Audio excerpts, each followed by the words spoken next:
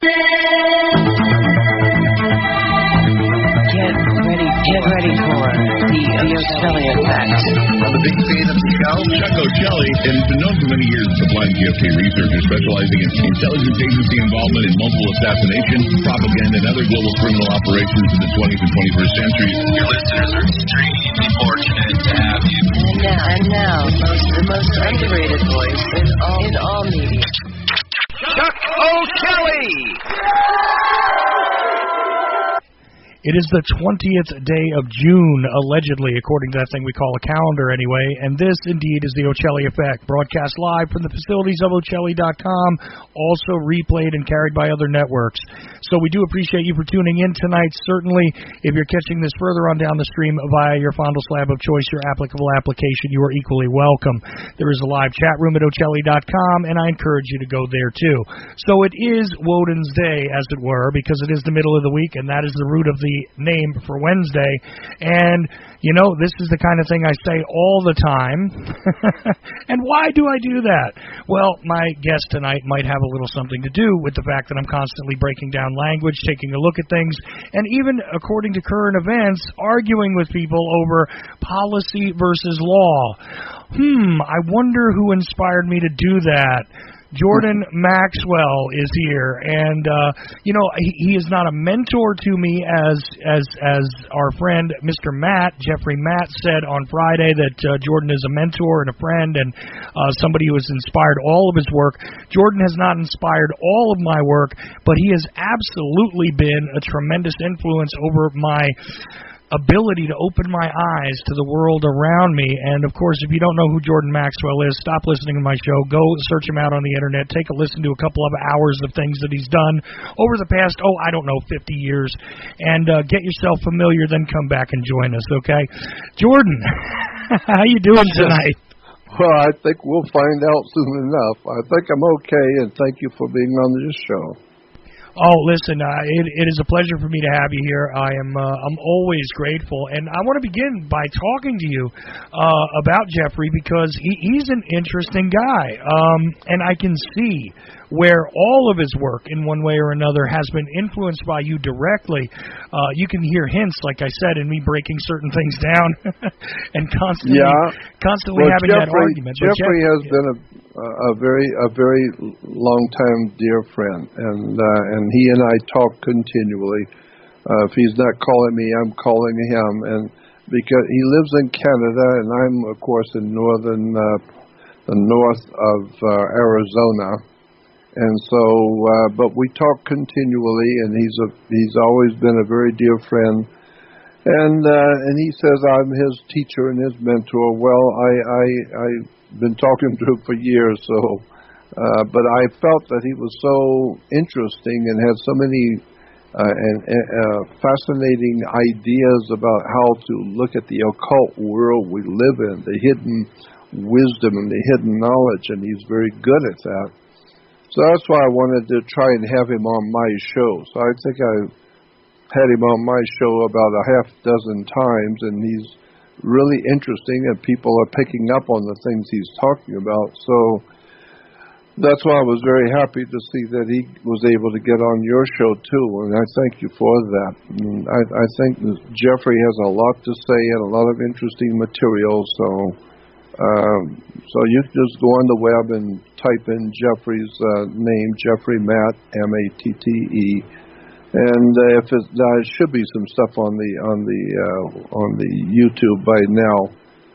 But I want to thank him for giving me a mention on when he was on. So thank you for having him on. Yeah, no, he's great. And if you go to JeffreyMatte.com, which is spelled JeffreyMatte.com, if you go there, you can see his work. And but we're not going to spend all of our time talking about Mr. Matt tonight because I want to talk to you about some other things. And also, I'm going to link this together a little bit because we were talking about the messaging that is contained in colors, believe believe it or not, Jordan. And Yeah. this is one of those very basic sort of elements out there that a lot of people take for granted, you know, when it comes to advertising, when it comes to the presentation of corporate logos of all sorts, whether they be under the seal of a government or they be under the seal of an allegedly private organization.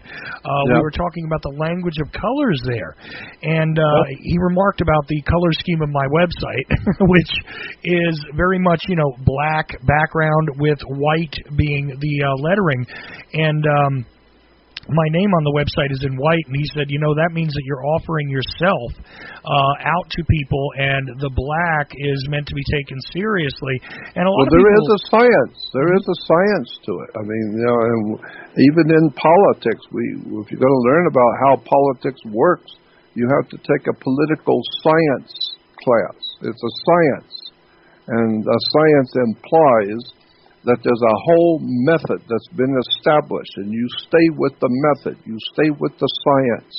You don't go out and do something that you know, into a territory you've never been to before. You stay within the science. So we have a political science, communication science, and there's a science to the color schemes that the human beings use. I mean, red always, you know, this is why communism was called Reds, because red represented violence, violent emotions, bloodshed, terror in the street, and so that's why they were called Reds, not only because of that, but because the Rothschilds, that's Roth in German is red and Schild is shield, so the Rothschilds, or the Red Shield, of communism was financed by the Jewish family of the Rothschilds in England. And so color schemes and colors in relation to corporate logos and businesses and emotional connections between peoples around the world, colors are very important. So, yeah, it's a whole science. I'm not really that interested in it, but I understand it enough to understand the concept.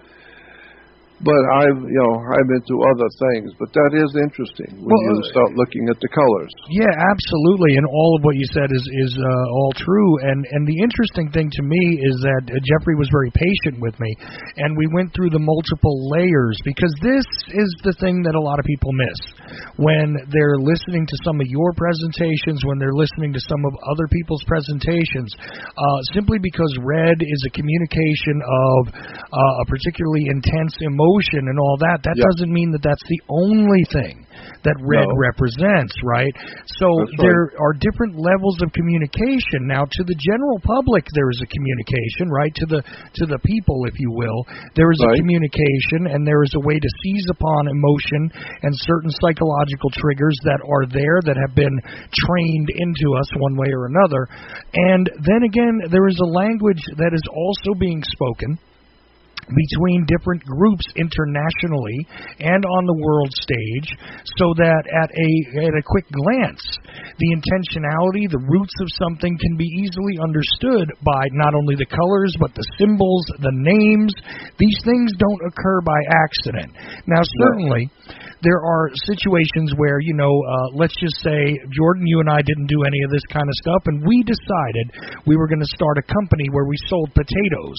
Now, we might call it the George Chuck, potato company, to mix together the two names. And this is an organic thing that we put together to represent ourselves, because we put ourselves into the business. That's one thing. But have you ever noticed those organic creations do not begin with the coded color and coded symbols that are out there for these larger corporate entities once they sort of graduate away from the root business. And in this way, there are multiple layers, and there's an evolution in the communication, in the symbols, and in the words chosen and the language spoken. Am I right or wrong? No, absolutely. And I would take it a step further, because I remember many years ago, I don't know if it was in the 70s, early 70s, I was invited to a lecture in Santa Monica by a black professor. I think he's from Chicago University, and he was giving a special invitation-only lecture, and I was invited. and he was talking about the different gangs in America, and especially in Los Angeles, since he was in LA. And he was talking about the different colors of the gangs, and then the importance of understanding when you're in a particular section of the city, you need to, if you're wearing a wrong color, it might get you in trouble. And so you need to stay out of those sections where color dominates for the gangs that run that area of the city. And so, therefore, when people you trust and they've been friends for years, and one day they make a slip up and show you who they really are, and say something or do something that really you were not expecting, we say they were showing their true colors, meaning they were hiding who they were behind one color. But then when they showed what they're really thinking, they're showing their real colors. So that's why gangs use certain colors, and so does the big gangs that run the country. We call them Democrats and Republicans, and that's red and blue, and so they divide us up in the country between the red states and the blue states. And I think it's no coincidence, Jordan, that the L.A. gangs, the L.A.-based gangs anyway, which have spread nationwide at certain points, used exactly the same color scheme. You have the reds representing the Bloods, and some people would say, well, duh, red, blood, okay. But the Crips, or, the opposition party, just happened to adopt blue. And it just seems like, and this is something I started to touch on with Jeffrey just a bit, because we were talking about the color blue, and I said, you ever notice, though, that there's a continual thing going on between red and blue, and then also how many flags across the globe are out there being the standard for various countries, which contain not only red and blue, but white. And that's not right. Just the American and the British flags, which are the most recognizable right away, but, I mean, even if you look at the Russian Federation's flag today and various other nations' flags today. The Russian Federation is red, white, and blue. It sure is. And ours is red, white, and blue. And that red, white, and blue can be traced back to Solomon's temple in the Jewish mythology. In the mythology of the Jews, there was a king called King Solomon, and there was in fact no King Solomon, but in the theology or the mythology of the Jewish religion, there was a king called King Solomon, and in King Solomon's tomb or his what would you call it, temple, the colors were red, white, and blue. I read that a long time ago, but then it was picked up by the French, and the French Grand Orient Freemasons picked that up, and it became the French colors were red, white, and blue. And then because of the French Masonic order helping to establish the United States, for the United States Masonic order, they gave us the Statue of Liberty, which incidentally is not the Statue of Freedom, it's the Statue of Liberty. Liberty means you ask permission. But the Statue of Liberty given to us by the French Grand Orient Temple Masons, which was their colors were red, white, and blue. So the whole concept of using colors to tell messages is replete throughout history. That's a whole story about why Rome, in the ancient Roman Empire, everything was red. And in Greece everything was blue, and so it's all a very interesting, general subject about how colors are used. But it is what it is, and it's fascinating. And Jeffrey can talk to you about it for hours. Well, but sure. I understand enough. I understand enough. Of course you do. And I mean, this is the thing, is that when it comes to the symbols all around us, you would have to understand the color scheme. I mean, to understand that the Roman Empire utilized the eagle, and this is the part of the standard for the United States. I'm holding up air quotes for those of you at home. At this time is not a mere coincidence. There is a reason. No. As a matter of fact, the eagle has always, that's spelled A-L-W-A-Y, always been a symbol in the ancient world, meaning the same thing. As far back in the history as you can trace the human presence on earth, they have always used an eagle to represent the sun, S-U-N, that glowing orb that comes up in the morning that brings light into the world. And so the eagle represents the light of the world, the coming of the sun that will light up the earth. And light is, of course, in Latin lucius, which gives us illuminati, because it illuminates the earth. And so the Illuminati are the holders of intellectual and spiritual light, and their symbol has always been the eagle. And today we have the bald-headed eagle, which is the American symbol, and the Romans had the eagle, the Greeks, the French.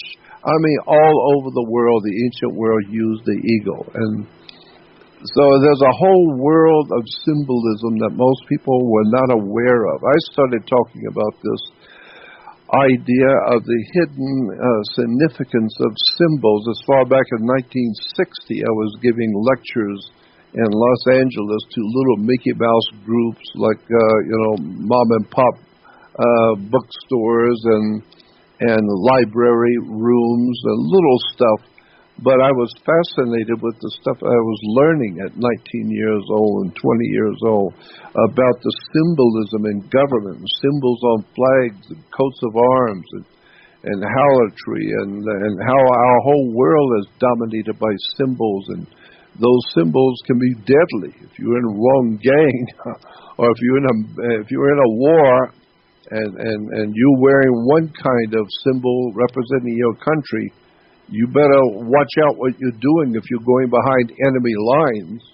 And so you better take the swastika off and act like you're an American if you're in American territory. Why? Because that symbol on your arm will get you killed real fast. And so I realized even at 20 years old that the world is run by secret societies.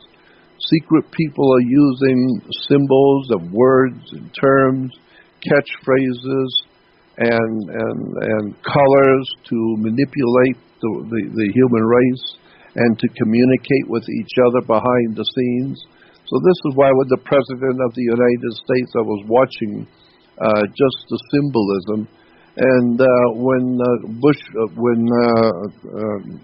Trump was giving a speech, an important speech, he would wear a very, very red tie. Red on a tie for a man speaking is implied power. He's wearing a red tie, and it's talking about blood, revolution, important stuff. And then later on, if he's talking to a political group or whatever, he would wear a blue tie. And what's that all about? And then sometimes you'll see the president wearing a red tie and the vice president wearing a blue. Those things are not by chance. I mean, just like Hollywood. You don't go into a movie wearing whatever it was you thought would be all right. No, they have actual costume people who will pay big money to make sure you're wearing exactly the color glasses or the exactly color shirt. It's all part of a science to communicate things in a movie. So I know that when you see the president, you see all these important executives on television at night in the news, they're all wearing certain colors. They all know what they're doing.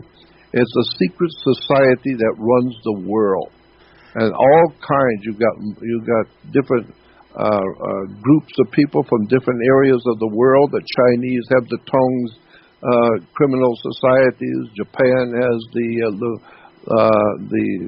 what do they call them? There's another name for them. But each one of the countries has organized criminal societies. The Yakuza in Japan. Yeah, Yakuza. And then one time, Yakuza, the Japanese mafia, owned the Bank of America. And when the Italians came over here, the mob, the mafia, it was old man Giannini who opened up the Bank of America, which was telling you the mafia money is the Bank of America. And then, but the colors, and even today, the Bank of America's swastika they're using, the four-pointed square, which actually is traced back to the swastika, The color is blue, and this is why if you're working for a living with a corporation, you'll call a blue-collar worker. Or if you're one of the executives running the big mess, then you are wearing a white collar. And so, again, the whole story balances on the fact that there's a whole hidden world of symbols and terms and words that's been established before your grandmother was born. And so you have to go along to get along, because that's the way it is. Well, along those lines, Jordan, I have an odd question that I don't believe I've ever asked you or anybody, but it's one that has rattled around in my mind quite often. You talked about the symbols and the colors on the neckties, but it seems odd to me, though, if you sort of, take a step back and you examine it objectively. Why is it that neckties are even part of this costume, I wonder? Like, in other words, a necktie is one accoutrement. But there's an easy answer for that. Okay, go ahead. Neckties are referred to as cable toes. A cable toe in Freemasonry is when you are being initiated into the Society of Freemasonry. They will put around your neck something that very closely resembles the hangman's noose, and they put the hangman's noose around you and they lead you, and it's called a cable toe. And so, if you're going to be officially in the spin of things and in the business world, then you wear a cable toe that shows that you are part of the corporation mentality. You're part of the business. So when people talk with you in a company and you wearing a tie, that means you're an official wearing the cable toe of business, of corporations. It's a tie. And so that's why, you will see sometimes in movies, somebody's trying to get your attention, they'll grab you by the tie and pull you up in the face.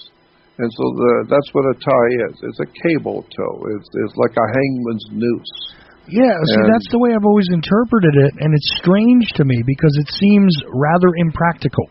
Because to me, I think of a corporate interaction very much in a warfare kind of way, right? I think about it sort of like, those who would read things like, Sun Tzu's The Art of War and trying to apply it to their business models, things like that. Yeah. I consider it like to be a conflicted area. You're constantly, dealing and wheeling and trying to get through certain things. And I mean, I worked for one of the largest companies in the world. I worked for ExxonMobil at one point, and certainly I had ties and things, but I always thought to myself that this was one of the most impractical pieces of clothing that was ever devised, because it was just like a vulnerability to me, because at any moment, if you're not paying very good attention to what's in front of you, somebody could grab a hold of that sucker and they could use it to injure you, to direct you. Well, as I said, they grab it and pull you up in their face. They can grab you by the cable toe, by the tie, and it's a hangman's noose around your neck. Yeah, I mean, this is why, by the way, even when I did, a public presentation not long ago, I did not wear a tie. I refused to wear a tie anywhere. I'm not going to comport with this particular system. And yep. I know that's a personal choice. And listen, I know you look good in a suit and tie. I've seen you in a suit. Oh yeah, I haven't worn a tie in 40 years. I mean, I'm not part of anything anymore. Well, no, but when you were younger, you looked real good in a suit and tie. I've seen pictures of you much younger, and yes, you did have at one point a nice suit and everything. But I refuse to comport with any of that stuff at this point in time in my life, because I know I'm not part of that business. You understand? Yep, I know. So me too. So that's the way it is. But I watched people, making presentations, and they were well dressed and they were in nice suits, and I'm saying, okay, I get it, but I just cannot get on board with that idea, that tie. I never liked it. I don't like anything around my neck, that I did not place there. I will put some jewelry on, but even that's kind of an odd thing, where, you adorn yourself occasionally, and I only wear silver, I don't wear gold. But anyway, that's a whole other reason why I do that. Yeah, I know. Well, again, this is all part of the system that we live under. And the system will decide how it works and how it doesn't work. And like George Carlin says, it's a big club and you ain't in it. And so the big club has decided that if you're going to be in the club, which means if you're going to be a corporate mind, you've got to think like a corporation. And if you think like a businessman, then you know you're just one small spoke in the big wheel called the World Corporation. And so you tell everybody else around you and other corporate members who you are by the color tie and by the colors you wear and by the way words and terms that you use in business. So it's all a very big science, and it takes many years to understand and figure it out. But I mean, I'm just amazed today. I truly am amazed how many websites there are talking about the corporation called the U.S. as opposed to the United States of America Republic.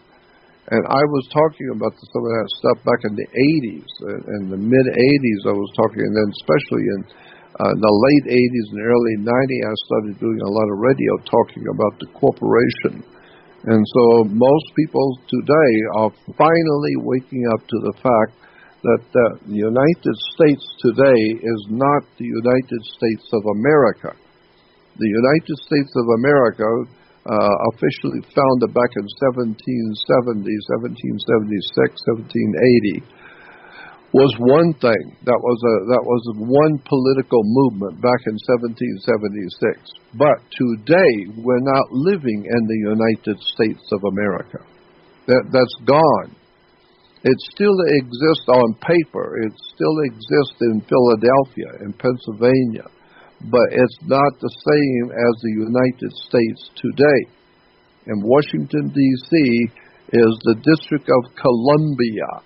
And it has a whole connotation to that, colors of red, white, and blue. The word United States is totally different than the United States of America. And boy, when you get into that subject, that is one hell of an eye-opener when you find out what you are really living under today if you say that you're living in the U.S., United States. Because you're not living in the United States of America. And the reason why is very simple. Because in the 1860s, there was a huge bloody revolution. We called it the Civil War, and we talk about how incredibly bloody and violent the Civil War was. Well, after the Civil War in the late 1860s, early 1870, the Civil War had killed so many people in this country that America, the land, the North American land, was still here, and there's millions of people living on that land. But we were anything but united. We were the most disunited on the planet. We just had a major civil war. And so we were not united anymore. So then the politicians decided, well, then what are we going to do? You still have millions of people here who want to eat and live, but there's no longer a United States of America. We're not united. Half of this country hates the other half. So we're not united. So they decided to create a corporation, a company. And so they incorporated the company in Delaware, which is the Delaware Corporation. It's called the United States Corporation. So today, you are living under a company, a corporation. And part of that corporation, they decided that if you are going to be here in this North America and working, then you're going to be an employee of that corporation. And because of that, you are now going to be a corporation yourself. They will make you a corporation under their corporate papers. And so what was founded in the 1870s was a municipal corporation, a company. They filed papers to found a new corporation called United States Company. And therefore, if you're going to be an employee of that United States corporation today, you say you are a U.S. citizen. You're not an American. An American has certain inalienable rights. You don't have no rights, period. Period. At the end of the sentence. You have no rights at all, period. And so that's why to use the term the civil rights movement is ludicrous to any educated person. It is not a civil right. There is no such a thing as a civil right. A right is something you are born with. You own and you're born with it. But a civil right means it's the civil gave you the right. Well, yeah, but if the civil gave you the right, the civil can take it away from you just as easy. Right. So there is no civil right. That's why today we have American Civil Liberties Union. Oh, not the American Civil Rights Union, but the American Civil Liberties Union, ACLU. So now we understand there's a big difference between a right and a liberty. That's why today we have a Statue of Liberty, but it had to be put in the harbor. It was not put on the land in America. It was put in water. Why? Because liberty is what a sailor gets when he pulls into port on a ship. He has to go aboard. He has to go on land. He doesn't just get off and walk off and go onto land. No, you ask the captain for permission. You don't walk anywhere, son. You are under absolute sovereign authority of the Navy. You don't go anywhere unless you ask permission. And so you ask permission, and then the captain, he may, but then he may not. But if he gives you permission, that's like your dad giving you the car till midnight. You want to go out on a date? Yeah, okay, I'm giving you permission to use the car. But you better be home by 11:59, and I didn't say 12:05. You better be back because I'm giving you permission because you asked for permission. So that's a civil liberty today is what you have. You have no civil rights, period. Correct. And I use the word correct instead of right. Here's the thing, and the reason why this is a relevant conversation right now is because, people are arguing about current events, and they're arguing over the difference between a policy and a law. Now, first of all, we must understand. Oh, yeah, I know you will, but first we need to understand the difference between the types of law before we get into that discussion, right? Yeah, I know. Yeah. Well, first of all, go ahead. Let me ask you, why do you have police today? The police are, why do we have police? I mean, when you go back and watch the old movies of the 30s and 40s, and especially the old cowboy movies, you never had police. The cowboys are ride into town with their guns on their hip, and they go in the bar and have a few drinks, and if there's an argument breaks out, if you can't settle it like gentlemen, well, then you can settle it another way. Go out in the street. And if you go out in the street, there's two guys looking at each other in front of the sheriff's department. All the people in the city are watching.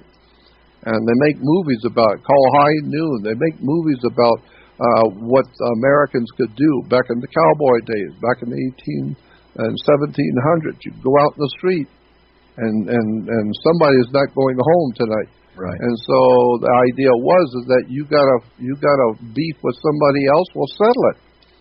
If you can't settle it by talking it out or pay somebody or whatever it is, well, then go out in the street and settle it now and get it over with. And so it's called dueling, but dueling was officially all right. There was no law against that in America. Why?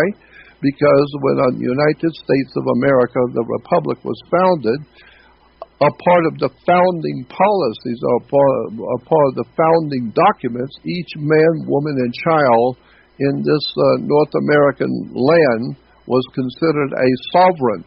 A sovereign is a king or a queen. Right.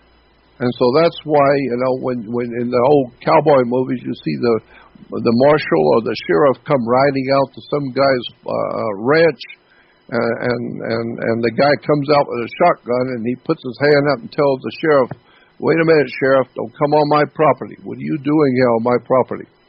That's why, because he owned that property, and he was a sovereign.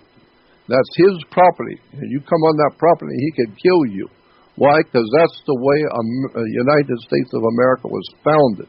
Every man is the king of his kingdom, and his home was his kingdom. And so he can defend it any way he pleases. So if you want to mess with him, you better bring a gun, and you may not be going home. Why? Because he was a sovereign. So when you begin to understand that in 1870, after the Civil War, there was no longer a United States of America. So therefore, you no longer were under the Constitution that provided that you were a sovereign and you could be your own man and do whatever you want with your life and your property. That's gone. That's no longer around. So now we have a corporation. Well, a corporation is like Ford Motor Company or Baskin Robbins or any other corporation or company. Well, corporations cannot make law. They do not make a law, but they do have their particular policies. So when you go into a company and you buy something, you want to take it back, and they say, no, we can't do that. We don't take this back. Why? Well, because it's written in stone. God's law says, no, there is no God's law. It's just a policy. Our policy is that we don't take the stuff back. It's just our policy. And so if it's just your policy, then we today are living in a corporation, so we have policy makers. They're not lawmakers. We don't have any laws. We have policies. But to back up that policy that's made by, incidentally, politicians. Politicians make the policy. But but how are you going to back that policy up? With police. To police back up the policy that the politicians make for the corporation. So therefore, today, the police are just here to make sure you damn well appreciate and understand the policy. And you better go along with it, or the cops are going to take a board out and beat your brains out. It's to make sure you are in compliance with the corporation's policy. It's not the law. Ford Motor Company cannot make a law that the world must abide by. No, God can do that, not Ford Motor Company. But Ford Motor Company can, if they're paying you and you're an employee, they can inflict upon you what you must do. You must be here at 7 o'clock, and you must take off at this hour, and you must do this. You must wear this clothes. So, but these are not God's laws. They're just Ford policies. So we have a corporation running our supposedly country. It's not a country, it's a corporation. And incidentally, if you come across the border into this country we call the United States Corporation, if you come across the border into this country and you are looking for work and you find work, but you don't tell the government you're here, they don't care if you are here making money. What they care about is if you're an undocumented worker. They want your documents to know that you're here. Why? Because if you're here and you're making money that the corporation prints, the corporation called the Federal Reserve prints that money. And if you are making the corporation money and you're not telling them you're here, then you are going to have what the corporation can do is they can put a lien on you. It's like a mechanic's lien or carpenter's lien. You know, if I paint your house and you don't pay me, I can put a lien on your property, which means until you pay me, you can't do nothing with this property. Right. Why? Because you owe me money. So therefore, if you are here illegally and making money, the corporation in Washington, D.C. is a company. And so the corporation puts a lien on you. And now you are referred to as an alien. No, a lien has been put on you. So therefore we call you an alien. No, a lien. You are carrying a lien from the corporation. So you're an alien. And so once you understand how this government really works and who you actually are and what the words really mean, which most people don't seem to care about because it's not really important, it's got nothing to do with Paris Hilton or all the silly nonsense of basketball and football and kickball and soccer ball and all the rest of it. But once you wake up and find out how this country really works and who owns this place called the United States Corporation, And how is it that you are a corporation? Well, you're a corporation because you're a business, and that's why if you're going to get married, you got to have a license to get married. Why? Because you're a company. And so if I see you coming out of a restaurant one night, 2 o'clock in the morning with some woman, and the next day I say to you, you know, that woman you were with last night, she's bad company.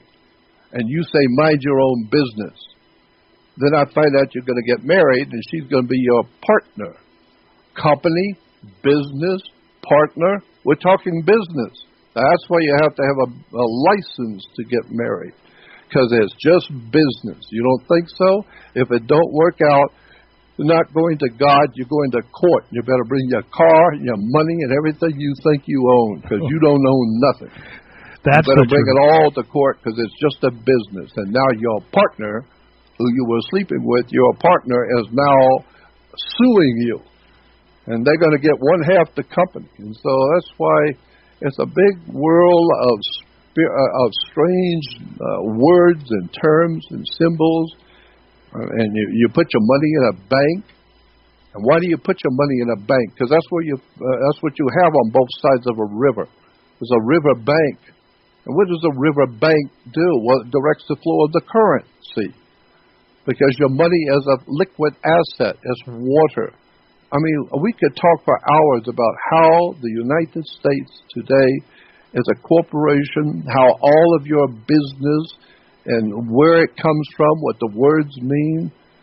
Boy, when you wake up and find out how this country actually works and how it is connected to an international secret societies of banking and mafiosi, gangsters, organized crime, it's scary. That's why I am amazed at how many people do not realize how this world really works. And I've been trying since 1960, giving lectures in Los Angeles at mom-and-pop grocery stores and mom-and-pop bookstores, etc., trying to explain to people how the world works. It doesn't work the way you think it does. So if you're going to go to court, you better understand how you play basketball on a court. You play tennis on a court. When you go to court, how do you play tennis on a court? You play with a racket. Wake up. You need to understand the world you live in. And so many people don't, and that's why the whole of America and the world in general are in trouble. We're in violence, we're in conflict, blood sacrifices, marriages breaking up, children are on narcotics, men are into corruption. The whole world is in trouble because, like the scripture says, my people are dying from a lack of knowledge. And it's just amazing how much people don't know about what's going on in this country and how this country is leading the whole world into a darkness that you are not going to believe real soon when it finally comes out. Who's been running this country since 1870? You had no idea in the world about. So all I'd say is if you want to understand the world, you better go back and do your homework. So that's the name of that tune. Well, you know what's funny about that is that some people do go back in history and start to read documents and they misunderstand. Yep. You know, part of what's being said in those documents. Well, of course. And I'm going to seize upon one of the words that you very eloquently just broke down, which is alien. Okay, yep. Or alien. And the thing is, there's this part of the Constitution, right, which talks about the unalienable rights. And here's the thing. That was memorialized, but it doesn't apply at this point. That's right. What it meant was, though, that there were rights that were granted to you by virtue of your creation. I mean, by your creator, obviously, but let's just take it to its core. If you had a creator, you were created. Therefore, you are a creation. So, right. Quite honestly, by virtue of your creation, so that we don't even argue about the creator. Yep, all right. Yep. You were granted these things. They were memorialized. So this goes to a different type of law. And the funny thing is that as you stress about the policy enforcers that are out there on the streets today, which we call police, people often mislabel them again as law enforcement. They're not there to enforce laws. No. You know, and none of these people in these uniforms are there to enforce laws. That's another thing interesting. When you work for a corporation, you wind up wearing a uniform. Now, we have the generalized uniform that, Jordan was just talking about regarding the tie and the suit. But also, if you work on the lower levels, again, working for ExxonMobil, right? And it wasn't ExxonMobil. That's right. We had people that worked in the stores, right, who served the public, who had to wear the uniform of the corporation and carry the logo with them, carry the banner. And this is the same thing that goes on today. Now, part of the costume in the corporate political world, where the policy enforcers lurk, is to wear that suit, is to have that tie with a particular color on for a different purpose or whatever. Also to put that interesting American flag on their lapel. This is all part of the uniform now. That's precisely. Absolutely correct. And that's why the judge wears a black robe. He doesn't wear an orange or green. He wears a black robe.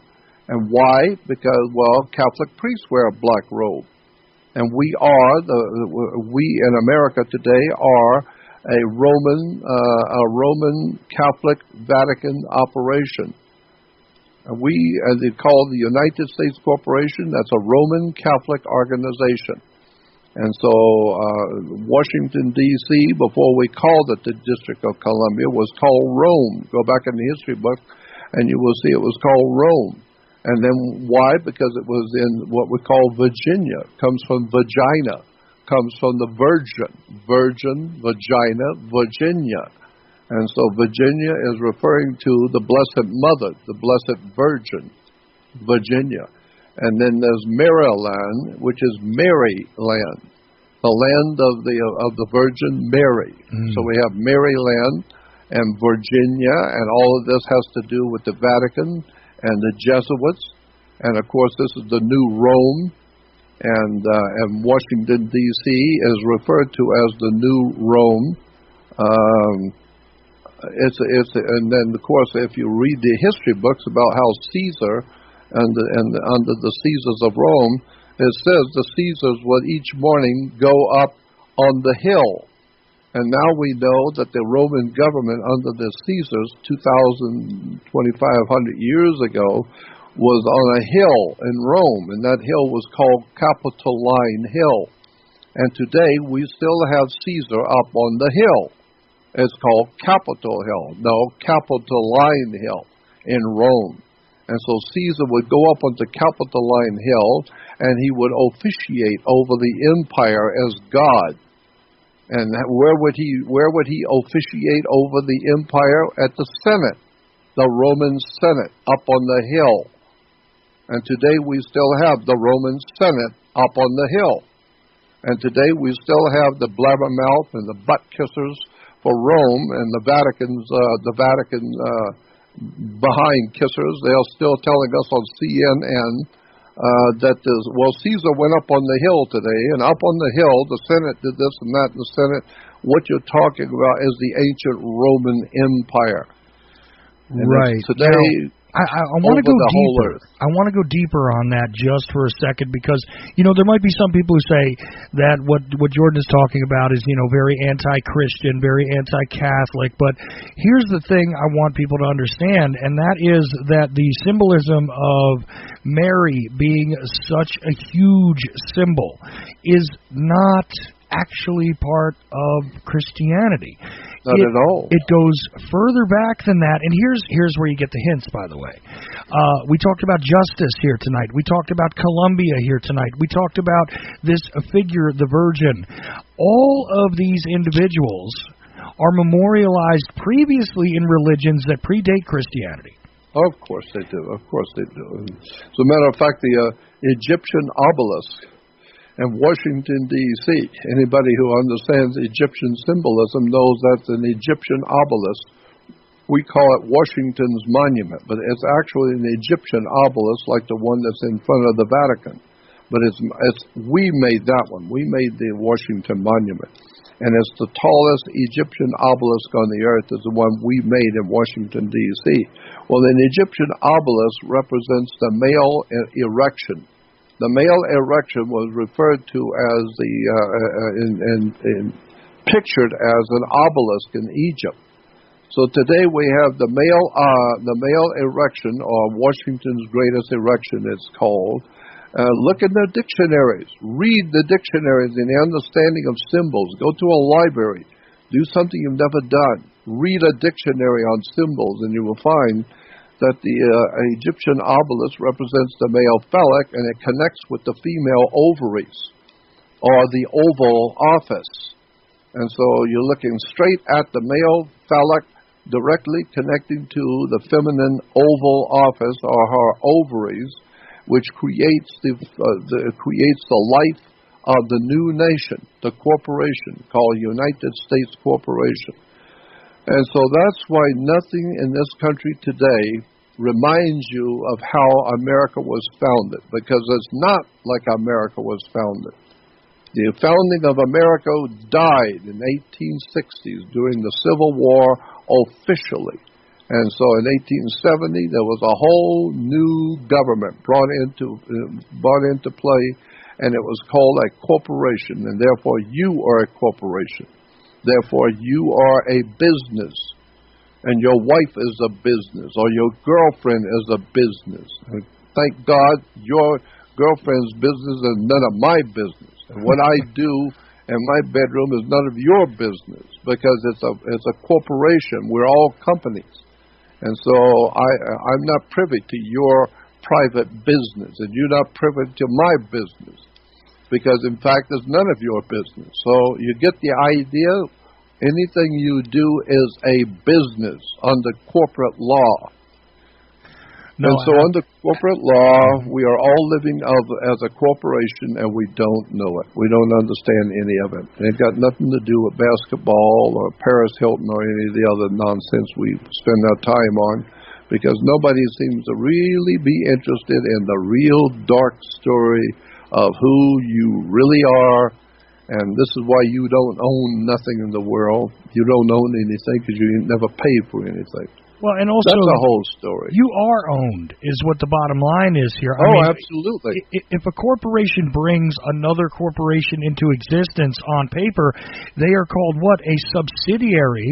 That's precisely the point. You are a subsidiary to a foreign corporation called United States Corporation. So and you don't own anything, incidentally. This is why you don't own anything. And it's a big story. I mean, if you had 8 hours, we could sit around here and talk about all the words in banking and insurance companies that actually own and run the banks from behind the scenes that you don't know anything about, and the different amendments of the Constitution and what they were all about, and how the banks actually run the country. And all over the world, there's two basic kinds of law. And that's a whole story in itself. Going back to the Roman Empire, the Romans understood there were two kinds of law, a law of the land and the law of water. And today, we talk about the law of the land. Oh, well, this and that, that's the law of the land. No, law of the land in relation to the law of the sea. That's why you make that designation. It's the law of the land, or the law of the sea, the law of money. Because the law of the sea is the law of water. And we say money goes through your hands like water. No, money is considered water. Legally and lawfully around the world, banking law is maritime admiralty is called banking law, because money is referred to as water. It's a cash flow of a liquid asset. Period. You don't understand money, then you don't understand water. And since you're 78% water, you came down your mother's birth canal, and her water broke, and therefore you came out to life. So, in point of fact, whether you understand it or not, you are a maritime admiralty product. You came out of water. So you're a maritime product. Well, if you go back to one of those courts like you were talking about when it's time to dissolve the partnership, you'll find out that your children are a product of the marriage. That is literally their legal definition. And, That's right. That's absolutely correct. One other interesting part about this, of course, you talked about how liquid assets work, and people just define liquidity at all times. But we're almost at the end of this hour, and I'm going to go ahead and take a break. But the thing is, I want to leave people with this thought. And that is something that Jordan just said, and I love the way you slip these things in, because if somebody's paying attention, they understand that you just explained that the law of banks, the law of finance, the law of all that, a fiancé kind of sounds like a finance. Anyway, if you notice, there is that high concentration of liquid in the being, which is a man or a woman. That's right. Well, seems to me like if currency is that which is traded, then it seems to me like people are currency as well. And I think we need to discuss that. Maybe even get into a little bit of how the system has been memorialized right in front of your face, because if you take a look at the architecture in the Capitol area there, right, and you take a look at the way the Senate is laid out, the way the Congress, which, by the way, Congress, of course, is the proper term for sexual intercourse, right. And the word commerce comes from sexual intercourse. It's called commerce. And Congress, the word Congress is sexual intercourse. And so look it up in the dictionary. Look it up in the law dictionary. Look up the word Congress. It will tell you sex between men and women is called Congress. Chorus, and end up with Congress. And so we talk about, well, we're getting screwed by the Congress. That's what the word means, airhead. Exactly. Jordan Maxwell is with me tonight, and we're going to continue this discussion in the next hour. I'll see how long I can hang on to him for, because I love talking to Jordan Maxwell. And if you are enjoying this presentation, you go to JordanMaxwellShow.com. JordanMaxwellShow.com, and you can learn a whole lot more and even get in on some other opportunities over there, as well as find out about the many things that Jordan has done over the years. But stick around and listen to the Ocelli Effect just a little more, because we're going to be right back.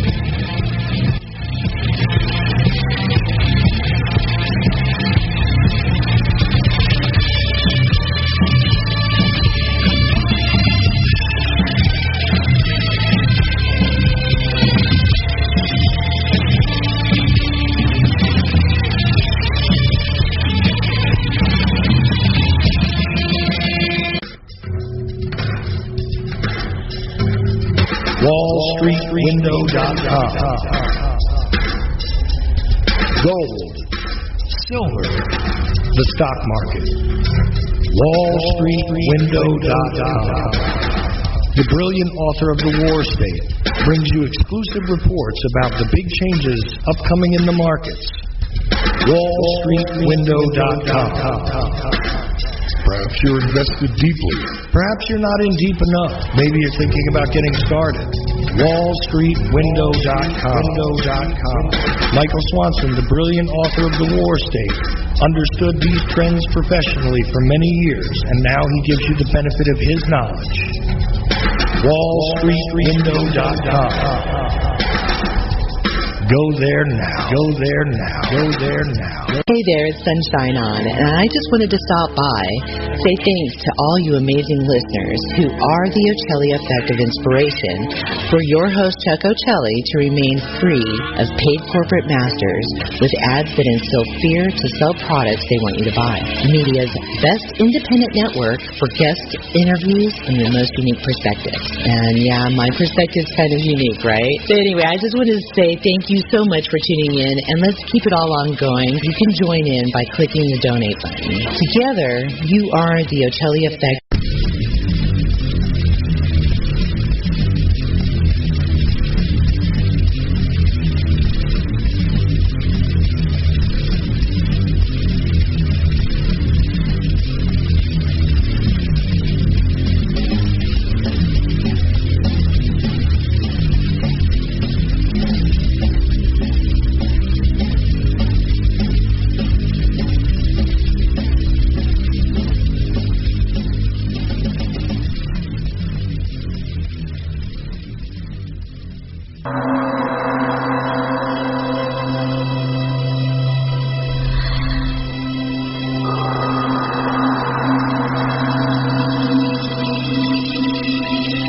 it's about goddamn time they wake up. Hell, I've been talking about this since 1959, about the corruption, the incredible lies, deception of the entire superstructure of Western civilization, and the incredible treason, lunacy, lies, deception. It's just amazing how much has been done in the past 100 years to the human family. That was Jordan Maxwell on the O'Chelly Effect. For more pods with Jordan and Chuck, search O'Chelly.com, along with hundreds of other shows and topics as presented by Chuck O'Chelly on O'Chelly.com. Thanks for listening.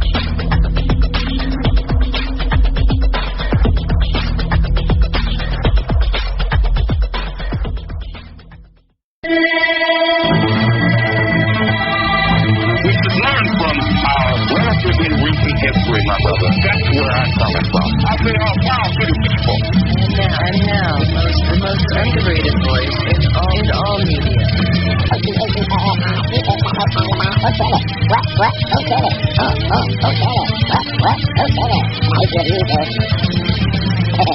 Chuck O'Chelly. Second hour of the O'Chelly Effect begins now here at O'Chelly.com. Do appreciate you for tuning in and listening.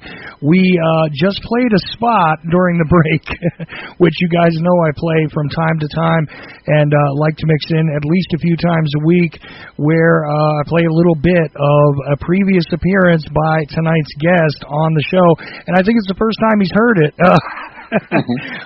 Jordan Maxwell is with me. Go to JordanMaxwellShow.com. Make sure you go to JordanMaxwellShow.com because there are other people out there that are trying to benefit from Jordan's work, which are using other places for people to go to, and this is the website of the man himself, JordanMaxwellShow.com. Also, you're still doing your show on American Freedom Radio, right?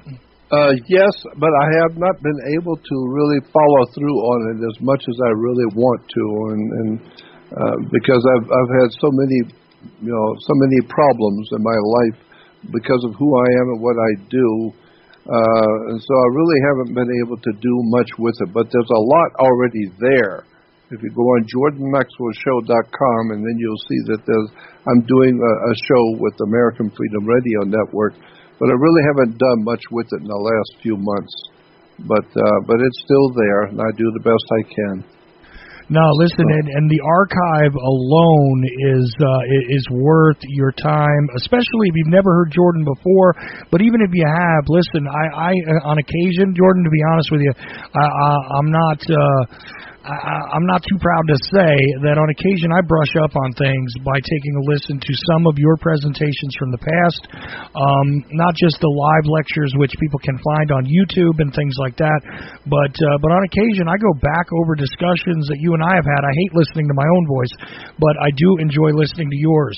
So well, I hate my voice, and I love listening to you. Well, this is a good match then. Yeah.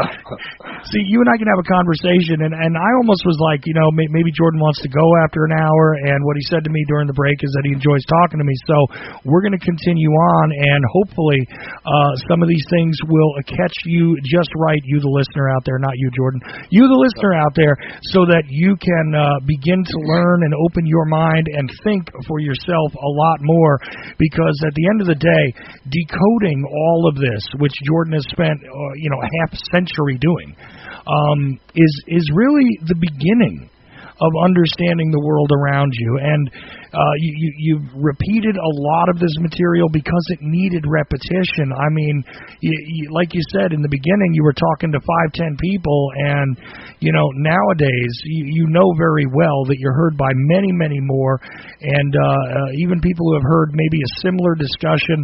Although I try and make it a little different on this show with you, I got to be honest. I try and take it into a slightly different direction and add things, and even throw in like the question about the tie. I don't think I've ever heard you discuss the necktie before. You know, which is why I wanted to bring it in, and I knew you would have the answer. But the point was, I wanted to bring it in because, listen, we'll give them some of the old information, we'll give them some new information, and we'll also just have a good time having a discussion. Because you know what, I want to enjoy this while I do it as well, and that's what I try to do. That. And you know, a lot of people tell me, I get a lot of emails saying, "Jordan, you just keep repeating yourself." And I say, you damn right I keep repeating myself. Because the idea is that I was talking about all of these subjects I'm talking about today. I was talking back in 1959, some 60 years ago. I was talking as a kid, 19-year-old kid, to little groups about the international Illuminati masters and how this stuff works behind the world scene. And today, now it is everywhere, with motion pictures talking about Da Vinci Code, in which the company that produced Da Vinci Code used a lot of my stuff, and I know because some of the writers who wrote for that movie told me so. And National Treasure and National Treasure 2, and History Channel, and all of these different channels talking about Illuminati and secret societies and the secret orders of the world. And now the James Bond movie comes out with Spectre and all of the things I was talking about 60 years ago over and over and over again are now mainstream movies, television, books. People writing all over the world, people doing research all over the world on secret societies. I was talking about 60 years ago. You know, I keep repeating myself, but look what it's done. Today, now the world is finally waking up to what I was talking about 60 years ago. Well, see, now I want to talk to you about that, actually. That was the next, new piece of information I wanted to bring out, because here's the thing. Yes, indeed, you are literally the forerunner, the vanguard of a lot of what has been discussed in the past, especially 10 years, I would say. It has certainly ramped up to a great intensity. Internationally, all over the world, we have the interconnectivity of the Internet. It's a wonderful thing. It's a great tool if you use it properly. But here's the thing that I want to ask you about, and I want to get your personal reaction to this, because on the one hand, a great many people have been, I hate to use the term, awake, have been awakened, forget it. A few people have decided to open their eyes, Jordan, let's put it that way. Yeah. All right, and a good number of people have. I don't mean to say a few, but it's still not the majority. I get it. There are a lot of people that are educating themselves, thinking about these things in that way, and actually following the things that you've been laying out all these years. But there are also a great many people who have now decided to hijack this and utilize it to push other agendas, I think. That once they saw a success rate beginning to emerge in a portion of the population, you now see these wider discussions and the use of this stuff to make it look very much like the legitimate research and the legitimate work, but it is fraudulent. It's out there to push other agendas, and they've actually hijacked it. And this is I cannot agree with you more. You're absolutely correct. And what you see is correct, because I've been looking at it and seeing it myself, and I'm seeing it even probably more painfully than you are, because I'm talking to people to try and help them and to wake them up. I'm not asking for anything. I'm just spending my whole life roaming around the country, and in the last 20 years roaming around the world, giving lectures on all of these secret, mystical things that are going on in our presence, trying to help people to wake up, and I'm doing it to help anybody who will listen. But at the same time, I'm seeing a lot of people using this information to make money, to make themselves wealthy, to look like they are the ones who founded everything. And so you're right, there's just an awful lot of infighting and people who are using other people's work and not giving them credit. And I try and always give credit to whoever I'm quoting and whoever I got something from. I try always. And another thing I try and do that most people have never heard of is I always try and say sometime during an interview that I am not the world's foremost authority on anything, period. I'm just an ordinary man pursuing extraordinary knowledge. There's nothing holy about me, nothing wonderful or magnificent about me. I'm just an ordinary guy who picked up on this dark stuff a long time ago, before most of my audience was even born.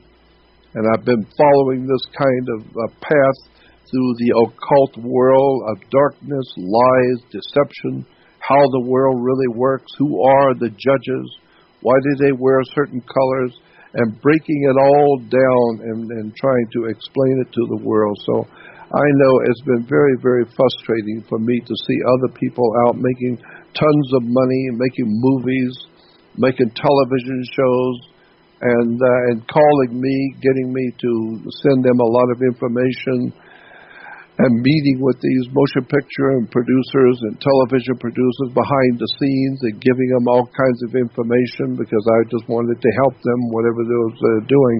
Then I see they're coming out with big movies, but nobody ever called me and say thank you.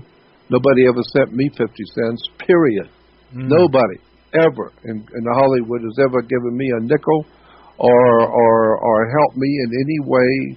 But they do call me all the time and want me to supply them for information on this or that. And, and the people who produced the Jerry Bruckheimer company that produced the National Treasure and National Treasure 2, they did call me and asked me if I would be a part of the movie. They wanted to have me be a part of the motion picture, and that they also had some research stuff they wanted me to, to work with them and help them on. I refused it and I turned it down, but at least they did ask. And so I've had so many motion picture studios, television, History Channel, Discovery Channel, etc., National Geographic, coming to me and asking me for information on this, that, and the other thing, and I send them all kinds of materials and pictures and documents where to go and where to look. And then I see the movies coming out on television using some of the stuff I sent them, but I didn't get any credit on it, and I don't see my name anywhere. So I've been doing what I do, but I have finally got to the point where I now know all I want to do is I want to talk to the people who really want to know. I'm not talking to the world to entertain anybody. I'm not an entertainer. I've been in motion pictures. I've been on television. I've spoke to audiences around the world. But I'm not an entertainer. I fancy myself as just an ordinary man pursuing extraordinary knowledge and want to help my fellow man wake up to the reality of the world you live in. And I'm not an authority. And so that's what I try and do. Well, I've had all kinds of problems because of that. Because I don't really care about making money and being a star. I'm not interested to be a self-centered, egotistical, movie star who thinks that they run the world, like the Robert De Niro's and all the other silly-ass people who think that they are invincible.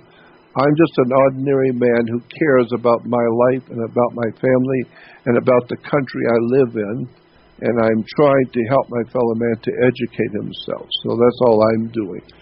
Well, right. I mean, and look, I took a similar attitude. I'm one of those people who wasn't even born when you started speaking. I mean, I was born in 1972.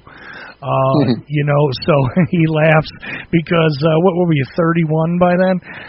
Yes, so, I mean, you were 31. I just came into the world, but even during my own journey, right? I don't consider myself an expert on any of this stuff, but I am a student at all times, and I also intend to impart anything that I learn of value to others. So I want to make this an exchange where there's, a student and teacher relationship, because a lot of people can be your teacher throughout life, as you well know. Oh, heavens, yes. And that you learn some of the most important things you'll learn in this world are from your enemies and from very bad people. I've been in the company of some people who would turn your hair white. But they told me things that I would never, ever be privy to know. But I happened to be at the wrong place, at the wrong spot, at the wrong time to be in the company of some severely powerful people who were profoundly evil. But the things I heard them say and saw, and with my own eyes saw what they did, and they trusted me and they befriended me, and I tried to show that you want to be my friend, I will be your friend. It doesn't mean I'm married to you and I love what you do. But if you're kind and courteous to me, I'm trying to be kind and courteous to you. But I know what's going on here. I know what I saw. Oh yeah. And well, so that's the thing about it too, is a lot of people don't understand that. I've seen people criticize you for making a statement like that, and I say, listen, first of all, I'm not as experienced or as much diverse in my knowledge base as Jordan is, but I'll tell you something. I share this experience with him. Now, why? I haven't been in the upper echelons of power or around somebody who is extremely powerful, but I'll tell you who I have gotten to know before, and that was the guys that you were talking about a little earlier, some of the, let's call them Italian businessmen, who, listen, there was a courtesy between myself and some of these guys at certain points, and I got to be able to speak to them, quite frankly, and I was able to have interactions, let's call them, where, listen, I'm not celebrating what it is they're doing, but they were also quite blunt and honest with me about a lot of things. That's right. Not even good people, I'm saying, and I'm not trying to celebrate them or say that, listen, but they are a lot more honest than politicians. Oh, of course.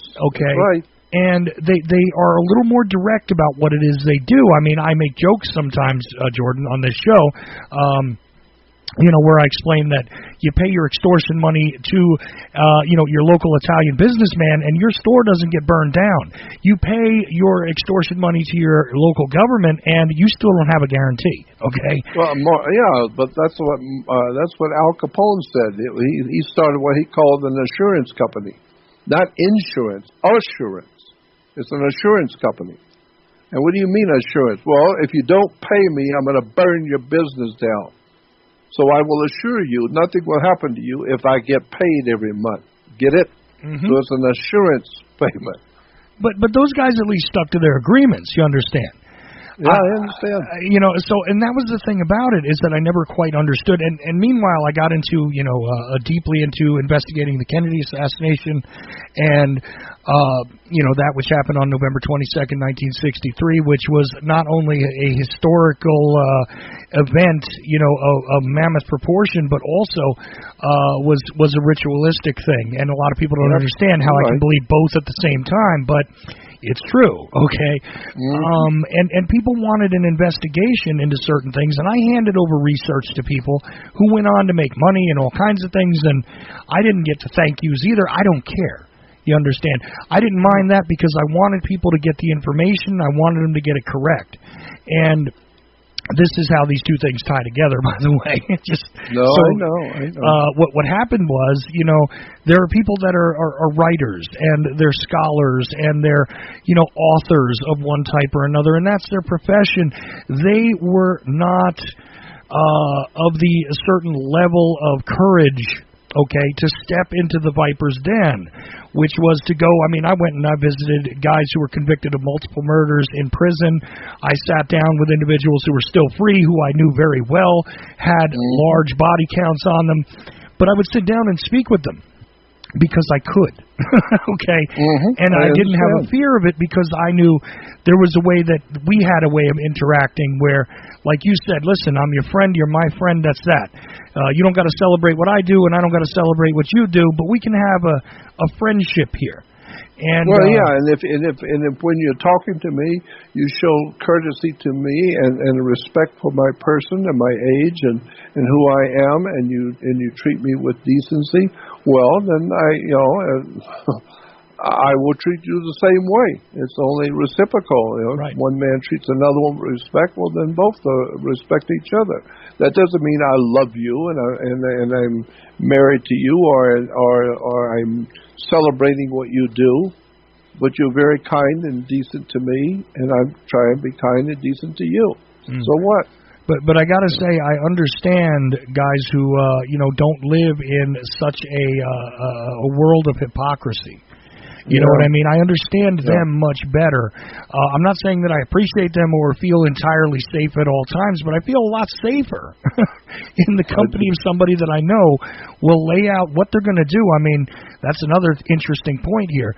The elite class does have that mentality. I mean, gangsters will tell you what they're going to do. I mean, pretty much. You get a warning most times that this is what's going to happen. You're interfering with my business, my day, whatever.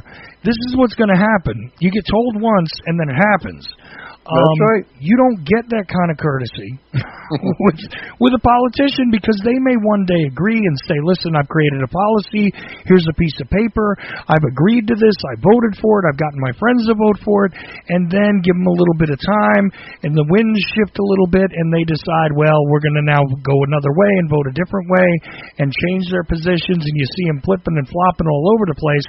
This is what they do. But when you're dealing with a guy who is a real gangster, that's not how it runs, you know. Nope. And I think that this is something that the elite class, I'm not sure if the elite class got it from the gangsters or the gangsters got it from the elite class, but one way or another, this is a shared, characteristic. Am I right? Yeah, there's no doubt about it. And I've been there. I've been there and seen things with my own eyes that I would never and could never and I have no idea in the world of ever saying anything to the grave. I have no intention to ever say the stuff I could that would blow your mind. I've been in the company of people that would scare you if you knew and saw. But I am not about to say anything about anybody, period, because I'm smart enough to know I'd like to see the sun come up tomorrow morning. And some of the things I could tell you about your religious leaders, about your political leaders, and some of the leaders of social groups, all of these different black revolutionary groups, my God, I could tell you stories that blow your mind. And I was there. I saw it. And so... But I am not about to, and I wish I could. I wish I could tell the world what I've really seen. I wish I could, because I would enjoy. It's some kind of a professional jealousy in my spirit. I would enjoy watching the world go out and try and throw up when they hear the real truth about the people that they've given their whole life to, given their whole money to and support, and find out who these people really are and what they're actually doing, that I saw them do. So, I said to you, I've said this before, I'll say it again. If you're going to, I'll give you an example.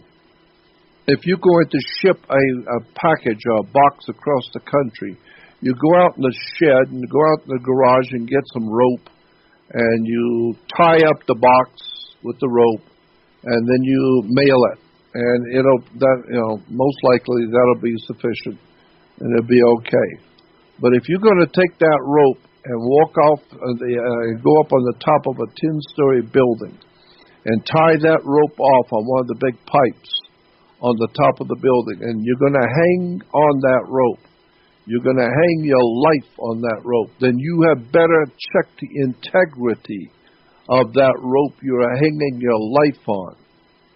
So the point is, if you're going to hang your life on some organization or some religious group or some cult or some group that's going to do so much for you, you're going to hang your life on it, you better go back and do some homework and find out who the hell this company and this group really are and where they've actually come from. Right. You're going to spend your whole life in Jehovah's Witnesses, believing you have the truth, and you have no idea in the world why they left Pittsburgh and went into the Bronx and then went into New York. New York is the Empire State. And then they go into Brooklyn. Is there anybody left on the earth that doesn't know Brooklyn is a mafiosi gangster hangout in New York? And that's where the Watchtower and Bible Tract Society operates, and they owned all the docks. They didn't rent the docks, they owned them. Mm-hmm. And even the mafia could not own the docks. They ran the docks, and they were in control of a lot of the work on the docks, but they don't own the docks. Well, Jehovah's Witnesses own the docks. They own them. Mm-hmm. How does that happen? You better find out how the Jehovah's Witnesses, the Mormons, the Seventh-day Adventists, the Worldwide Church of God, the Christadelphians, and all of the other York Rite secret society cults that have been set up in America and financed out of England. You better find out the connection between the religious orders in America today and MI5 and MI6 out of London. Mm-hmm. This is a whole world of knowledge you have never been privy to know anything about. And I'm sitting and watching this country go under. And the people have no idea in the world what's actually coming down on America soon. You better wake up and find out what religion is all about. You know, I once lived in a town, and this is one of the religious organizations you didn't mention, but I once lived in a town where you could own the house, but you could not own the property. Even according to the, very easily accessible public paperwork. I mean, obviously, when you go to take a look at a deed in America today, you'll find that you're actually the tenant, not the owner anyway. That's right. Mm-hmm. But even in that case, you cannot be the tenant of the property even in a town in New Jersey. And I found it very strange, and I wanted to know why, and I started to look into it, and I find that the Methodist Church actually owns it. The town, I'm saying. Okay? And this is literally where they do the camp meeting. You've seen the Camp Meeting Association, right? Publicized. Well, they have the camp meeting tents in this town. It's a little place called Ocean Grove. I kid you not. Where the Methodist Church effectively owns the property in Ocean Grove. Now, I'm not saying that there's anything nefarious by that. I'm just saying that I think people are unaware of who actually owns what in a lot of places and why. And anytime you hear the word grove, you better wake up and back up, because you just missed something. When you hear the word grove, like Bohemian Grove, and there's a lot of companies called Royal Grove and this Grove and that Grove, because a grove today we think of as a group of trees, a whole area of particular kind of trees, and it's called an orange grove, or a grove is a bunch of trees. No, that's not what the word grove meant originally. You go back to the original interpretation of the word grove. A grove was a male erection. Period. You need to understand what's going on here when we talk about the church was founded at this particular grove or that grove, or Myrtle Grove Church or this Grove Church. Grove was a male phallic, an erection. You better wake up and find out the name of the tune with religion. I can sit and talk with you for 8 hours straight on stuff you have never heard about the church. People go to church and have no idea in the world where the word church comes from. And you talk about Jesus the Christ and have no comprehension at all what the word Christ really means. Well, to my mind, where did it actually come from?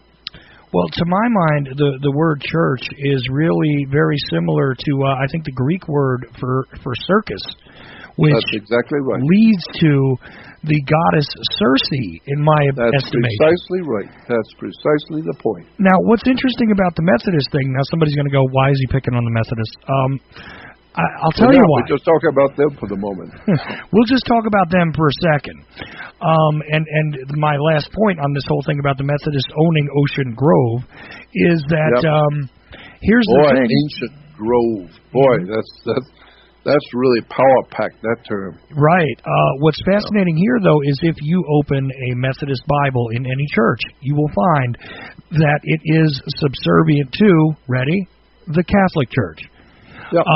That is, a lot of people think of it, well, that's not a Catholic church. They don't have the same rituals, and sure they don't. And by the way, you want to sit and unpack something, I'm sure I could sit here for 5 hours with Jordan just talking about Catholic rituals as they appear today. But let's not. We'll go over this point quickly. But the thing is that the Methodist Church is just an arm of the Catholic Church. So that's exactly correct.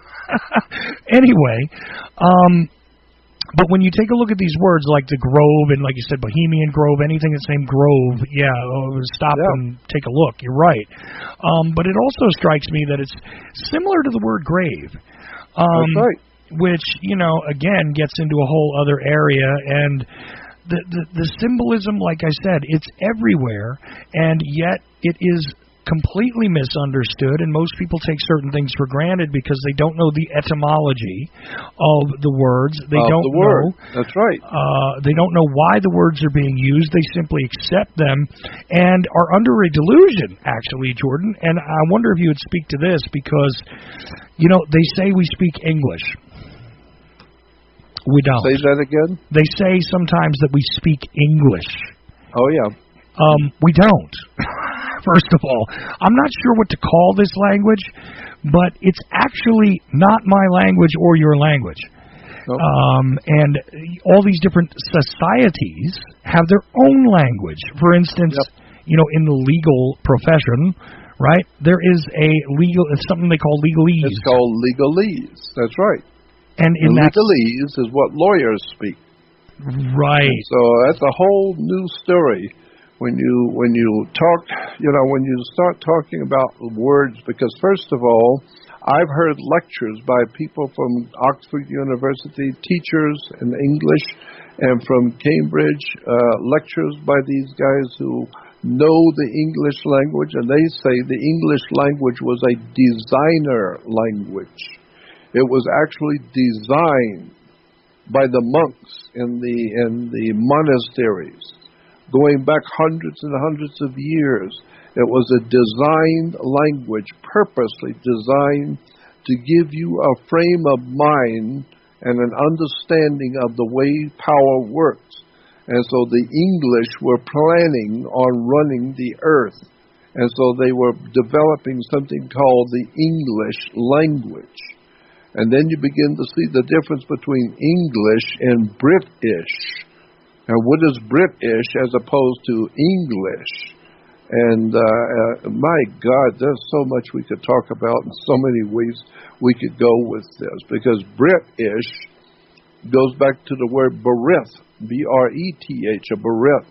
And a berith is a contract. And so we have a berith is a contract in Hebrew, and therefore we have something called ish, I-S-H. Ask any Jewish rabbi or any Jew understands the Hebrew, what is ish in Hebrew? I-S-H. That is a man.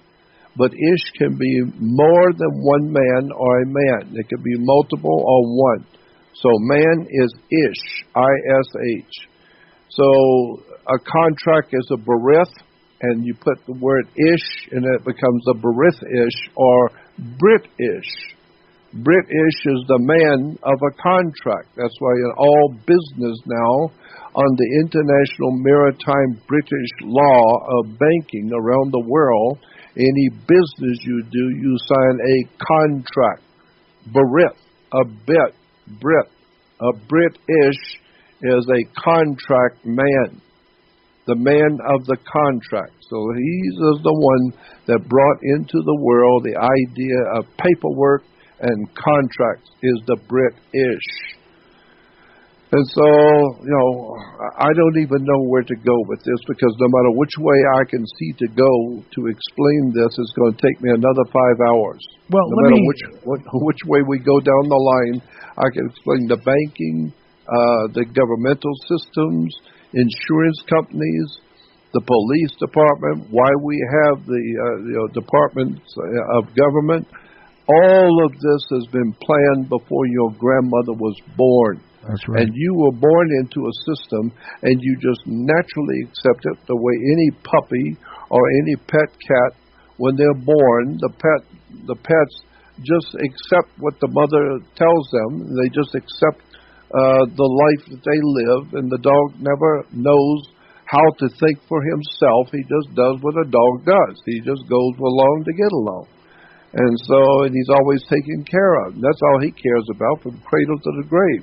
So when you're born, that brings in the church. And then when you get married, well, that brings in the church. And when you die, that brings in the church. So the point being is that the church is dominating politics. And therefore, we were supposed to have some kind of a division between church and state, when actually, in point of fact, the church is the state. It's a religion. It goes back to Rome. My God, wake up. No, absolutely right. And look, I'll try to sort of bottle that really fast, because you said English is the designer language. Well, you want proof of that, you the listener, not you, Jordan, obviously. But you the listener, you want proof of that, it's very simple. What would you do if you were to attempt, just imagine in your own mind that you wished to develop a worldwide language, something that could be adaptable to various cultures? Well, you might bring some of their recognizable terminology into said language, so that it kind of has a universal point of entry for each of these different cultures that are brought together under it. And lo and behold, well, what do we find in the English language? We find German, we find Spanish, we find French, we find terms from across the planet were inserted into this language we call English. Am I right or wrong? That's exactly right. And I can tell you some more stuff that you've never heard that it's going to find very difficult to understand and to believe. But I am of the opinion that the word German, which relates to a people we call Germans, is directly connected to something called Israel, and some people we refer to as Jews. I think Jews and German are the same thing. I think that there's a hidden connection between the world of, quote, Jews, end quote, and Germans, end quote. Who are and who was Germany, and from where did the Germani develop the concepts and belief systems and the structures of government in Germany, which are identical to what we call Judaism today? And then when you go back to Adolf Hitler developing what he called Nazism, no, it was not developed by Adolf Hitler. He learned it from a Jewish man named Rosenberg.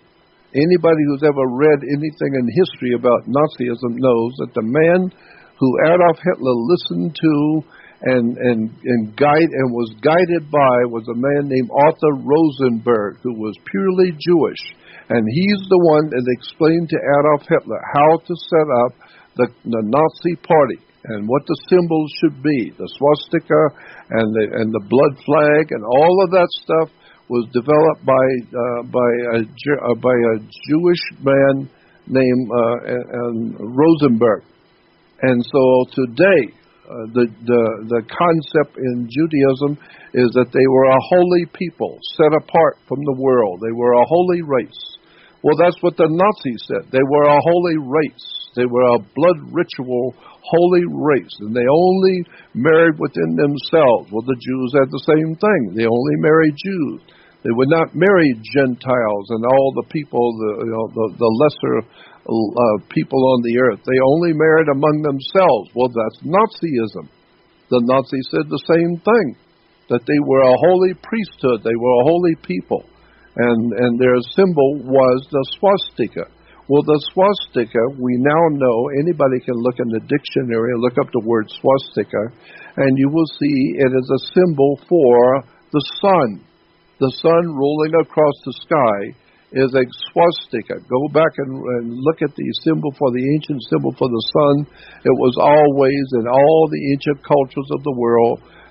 The ancient cultures always symbolized the sun as a swastika. The two equal crosses with the legs, and it was walking across the sky.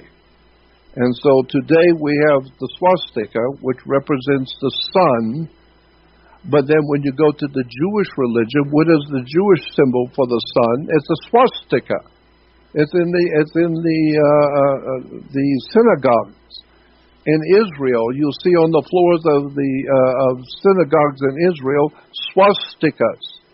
Why? Because the most holy God to the Jewish people back then in the ancient world was the sun. And so they didn't want to use the word sun. We're worshiping the sun because that's Christian.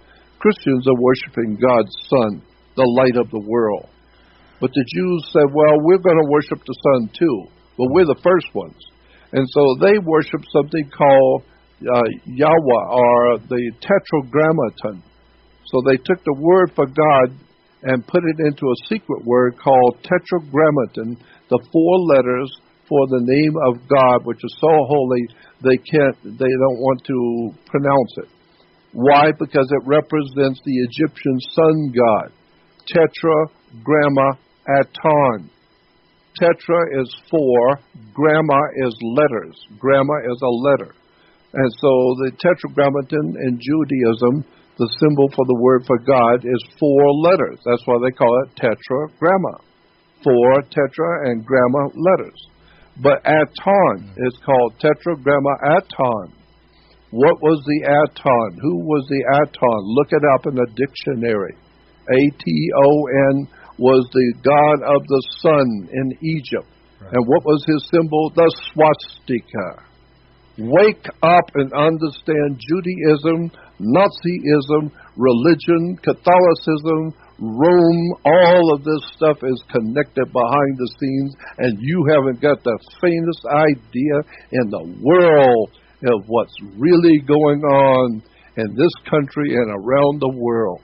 But wake up, it's coming, it's on its way. And I'm telling you, when you begin to look at the words and the terms that are used in religion, if you go back to the old ancient world, you'll find out incredible stuff about religion that I think is fascinating. I love to do a whole 2 hours just on the occult or hidden words in world religion and where they actually, in point of fact, really came from.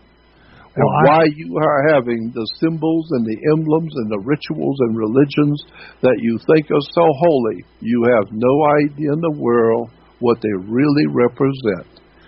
No, you're absolutely correct. Now, one thing to add in here, though, when you're talking about Rosenberg being the influence over Hitler, is there was one other influence, rather curious, over the organization of that party, and this was an allegedly outcast priest, Catholic priest, who wore an interesting symbol. What was the thing on all of his accoutrements?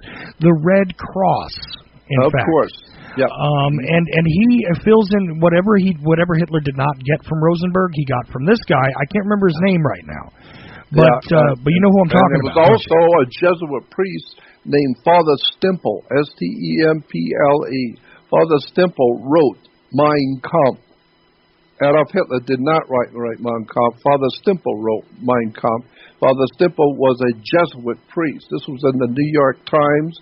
It's been quoted in different books about Nazism that Hitler did not write Mein Kampf. Father Stemple wrote Mein Kampf, and he was a Jesuit priest behind Adolf Hitler. And this is why the Pope wears the Jewish yarmulke, and all the cardinals wear the Jewish yarmulke. And all the symbols of Judaism is in Catholicism. And Catholicism worships the sun god Aton. Well, so did the Jews. Tetragramma, Aton. I'm telling you, there's a big story here that you better wake up to the reality that your world and your country and your family and your very life and the life of your children is in jeopardy because, as the Bible says, my people are dying from a lack of knowledge. Well, you think you know what's going on? You better do some homework, son. No, absolutely, and I agree with you. And at all times, no matter what you have learned up to this point, folks, there is always more.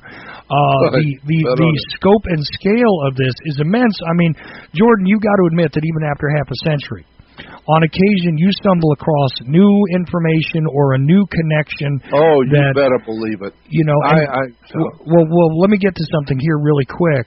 That you also have, I think it's still open, the Research Society over at JordanMaxwellShow.com, right? Yes, and that I would like to talk about for a second. I have on my website, which is, as you said, and thank you for doing that, making the point that my website is only one. I only have one website, and it's called Jordan Maxwell Show. If you don't add the word show, that's not me, because there's other people who are out there who are using my name, but it's not me, and so you're not dealing with me. So go to Jordan Maxwell Show. I had to create my own website again. And so when you go to JordanMaxwellShow.com, you will see on the home page it says Research Society. And so you can click on that Research Society link, and it will take you to my personal second website I have that I started. It's called the Research Society because it's all of my research from over the years, all the symbols and dark stuff, evil stuff that you've never known before, what the words mean, what the terms mean, what do these symbols mean, and where do they actually come from. And then you start seeing some really adult, off-the-wall stuff you've never been told before. So I put all of that onto a website and called it the Jordan Maxwell's Research website, the Research Society. And it's only a one-time contribution to help me pay for the webmaster and keep this website on the air. I don't make much of anything from it, but I need to keep the webmaster working. And so it's an extraordinary collection of dark stuff you've never heard. And also on that research website, it's got all the things that I recommend, all the people I recommend, all the books and lectures I recommend. And a lot of the most important lectures I have ever heard in my life, I reproduce them on my research website. So you don't have to go looking for the most powerful, off-the-wall, strange lectures of stuff that'll knock you out. I've already put them on my Research Society. I'll tell you where to go, who the best are, where the best books are. It's all on my Research Society. So go on Jordan Maxwell Show and join my Research Society. No, absolutely. Begin at JordanMaxwellShow.com. That is where you start. But if you want to get really deep, I would suggest you go to the Research Society link and go on in there. You know, Jordan Maxwell has assembled a great deal of material, and I think you're still assembling material. Oh, God, yeah. I've got over 5 terabytes. That's 5,000 gigs of research, documents, pictures, audio, video, strange stuff that you've never heard before. But my webmaster is only able to do so much in a day. And he's very, very good, so he does it right. It takes him a little time. But, boy, he does everything beautifully, and it always works. And but he's got tons of stuff to yet put on there. So, but it's massive now. Most people think that it'll take them a lifetime to go through it. Well, I got news for you. I got 5,000 gigabytes more to go on. So just hang on. There's going to be a lot more than what's there now. Oh, yeah. Well, that's what I'm saying is that, you know, if somebody were to go in there and say, okay, well, I see all of what I see, but I'm just letting you know that it is an ongoing project, that right. It will continue to evolve. So you go in and you pay the one-time fee to go in there, like you said, just to be able to maintain the work, because it's a lot of work. I mean, I maintain this website here, and not an easy thing to do, quite honestly. And I don't have, you know, remotely close to the amount of material that you have. I mean, 5 terabytes? 5 terabytes more than I want to get on. I've got 5 terabytes more sitting on my computer right now that I've sent to my webmaster to put on my website. But he, being human and just one person, can only put on so much per day because he's such a professional. He doesn't throw anything on. You look at my website and you'll see it's very highly intelligently put together, and it works flawlessly every time. Why? Because my webmaster is a genius when it comes to computers, and he appreciates what I'm doing, and when he puts anything on my website, it works every time. But he takes time to do it right. And so that's why it's taking a little time to put on 5,000 gigs. But he's working on it every day, little by little. So... Yeah, well, and a great thing, like I said, for as a resource, just amazing. I'll tell you something. When you said you want to do a solid 2 hours on religion, the immediate thought to me was, let's do that coming up soon. Oh, I'd love to. And really, I mean, I want to just stay there, not derail the conversation. Let's just go for it. I mean, I'll ask questions as usual, but I want to stay focused on it. I would love to do that with you because there have been things that I thought I knew very well until recently regarding people's holy books and what the meaning of a lot of the things that people participate in ritualistically. I thought I had a good handle on it, and I got to be honest with you, the more I explore, the stranger some of this gets. And you're killing me by this, because this is exactly what I'd love to do. I'd love to do a whole series on the occult dark side of world manipulation through words and terms in religion. Where these words and terms come from. What do these symbols actually mean? And then when you use these words like Jesus Christ, you don't know what Christ means. And then when you say that Jesus was the anointed and the King Solomon was anointed, do you know what the anointed means? Have you any idea when you say that that this priest or that priest or the Pope was anointed, or some queen, the Queen of England, was anointed? Do you know what that means? Because if you did, you wouldn't be using it in public in front of other people. You better go back and find out what religion is really all about. We're talking about sex, drugs, and rock and roll. Well, I got to tell you, even looking at the standard structure of a commonly built church, when one examines the architecture, which is a strange subject, but believe it or not, when you examine the architecture of it, I think that most of your average church-going people would not even set foot in that building just based on the architecture if they knew what was actually being presented to them. Because guess what? I know Jordan has brought up sex a few times during this conversation, but believe it or not, that's why churches kind of look the way they do, and I'll leave it at that, because you know what I'm talking about. and not only that, but the body of a church, I don't care whose church, but the body, the central body of a church is referred to in the dictionary as a nave, N-A-V-E, nave. The nave of a church is the central building of a church, and this is where we get the Department of the Navy. It's a maritime admiralty, Navy. And this is why the Vatican is called the Holy See. The Holy See, Maritime Admiralty, the Navy, the United States Navy. My God, we need to do a whole series just on the occult, and the word occult is a Latin word meaning hidden. So just on the hidden significance of religion in America and the world today, for the first time, let's tell the people what it really means. My God, what a revolution that would cause! I would be more than happy to participate in that with you if you let me, because I'm telling you now, I think this is exactly the kind of thing that needs to be spoken about at this time. A few years ago, it seems to me like a lot of people were not able to hear a great many of the things that we have had to say over the years.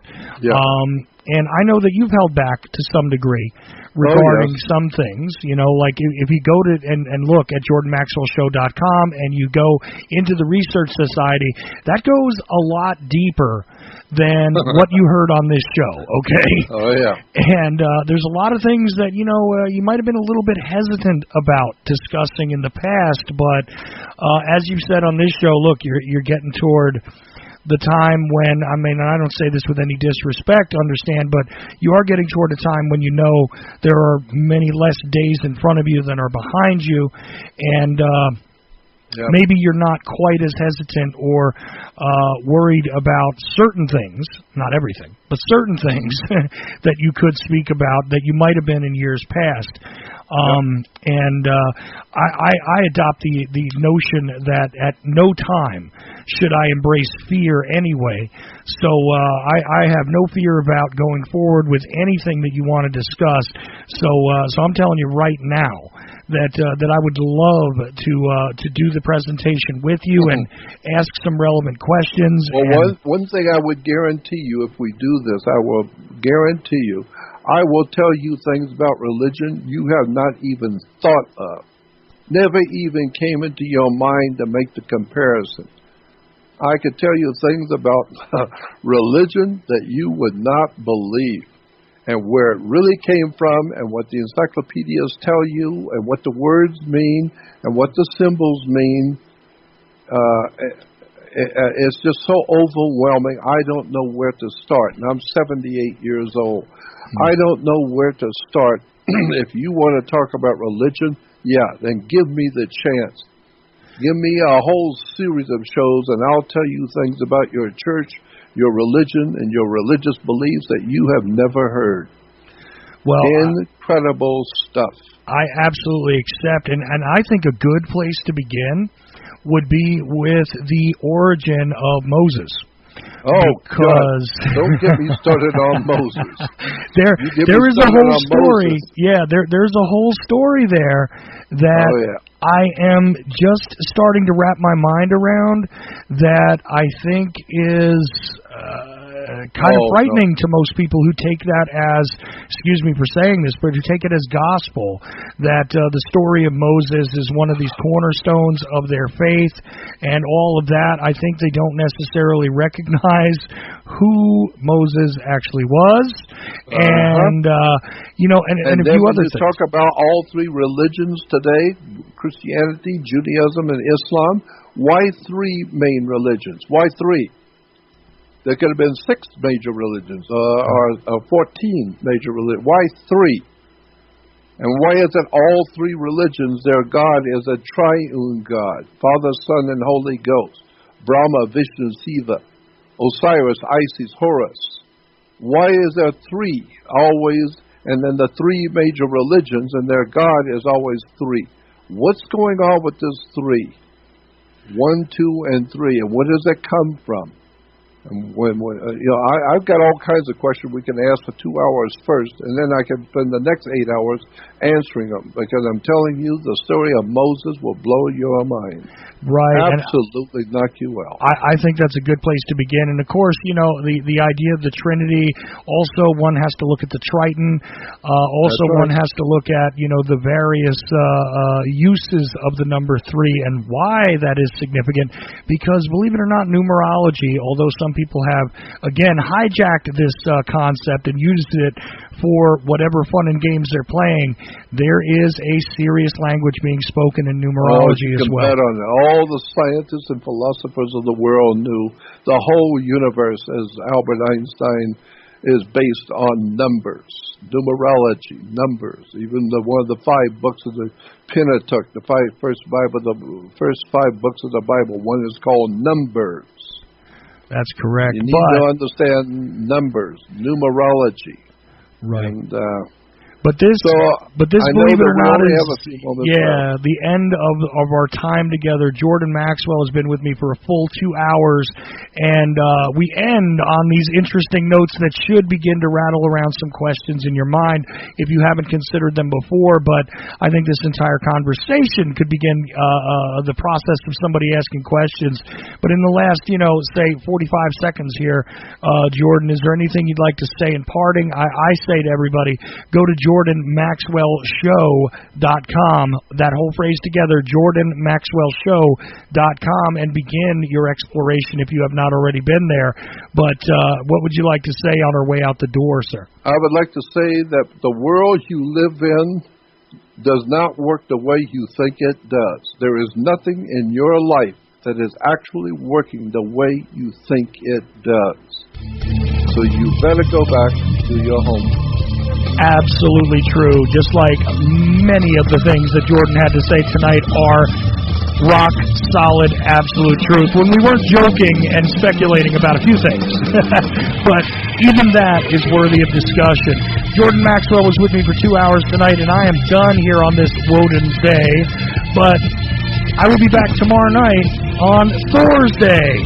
Don't worry about it. Anyway, no matter who you are, where you are, I hope you're well. And remember this, I am merely Ocelli. All of you guys who participate in this show one way or another, whether you're Jordan Maxwell or a chatter in the chat room, you are the effect.